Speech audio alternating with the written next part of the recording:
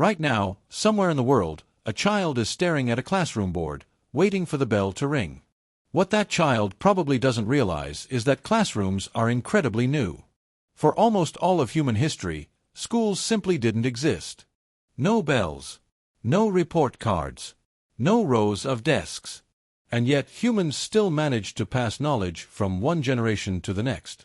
Languages survived. Skills survived. Entire cultures survived.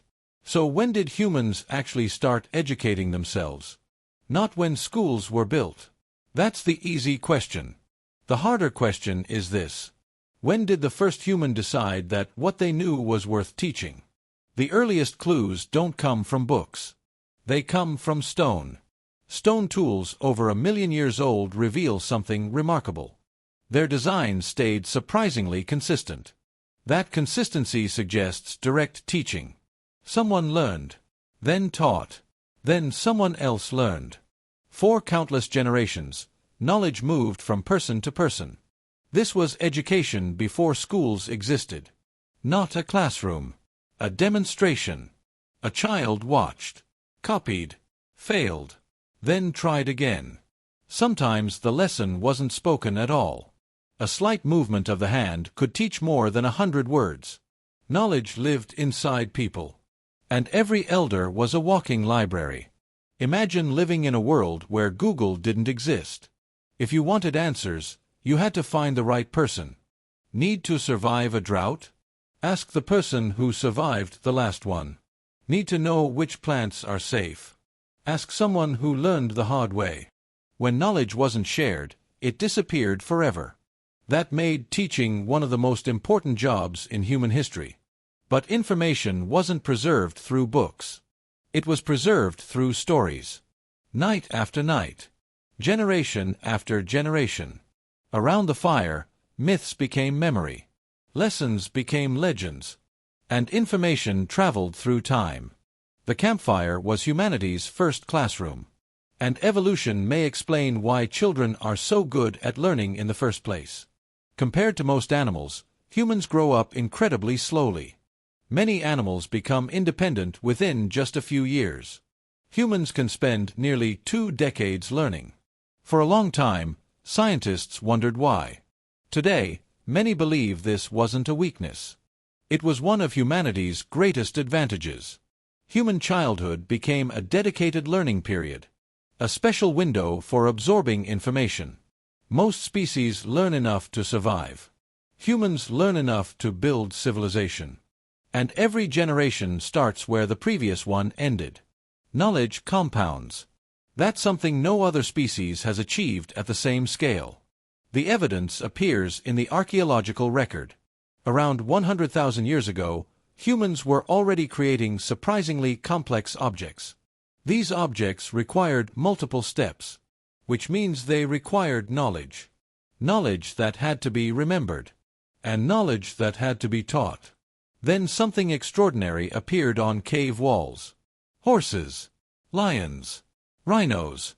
Not rough sketches, but surprisingly sophisticated images. Skills like that don't appear overnight.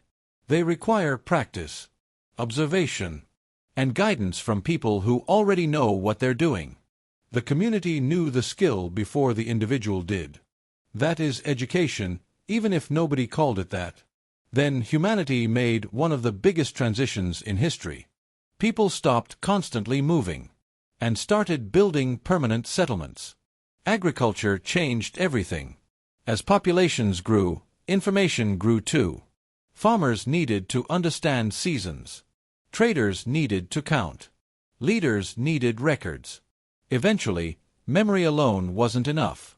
Humanity needed a new storage system. So humans invented writing. For the first time, knowledge could exist outside a human mind. Ideas could now survive the people who created them.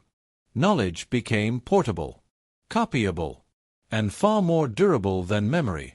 Then came one of the most important inventions in educational history. The first formal schools. These schools appeared in ancient Mesopotamia thousands of years ago. Their purpose wasn't curiosity. It was administration. Empires needed specialists. People who could record trade, track resources, and keep entire cities running. Education was becoming something new. For most of history, people learned what they needed to survive. Now many students were learning what the system needed, a shift that still echoes today. But then ancient Greece changed the conversation, because some people began asking a different question. Not, how do we manage society? But, what is truth? One man became famous for asking questions nobody could comfortably answer. His name was Socrates. He didn't lecture from a classroom. His classroom was wherever conversation happened. He believed understanding begins with questioning assumptions. Instead of giving answers, he challenged people to think. His method would influence education for thousands of years. But Socrates never wrote any books. His ideas survived because students remembered them. One student in particular would change history. His name was Plato. After the death of Socrates, Plato founded something revolutionary. A place dedicated to learning for its own sake. Not because it served a government. Not because it helped collect taxes. But because understanding reality was valuable. The academy became one of the most influential schools ever created. And among its students was another future giant. His name was Aristotle. He arrived as a student and stayed for nearly 20 years.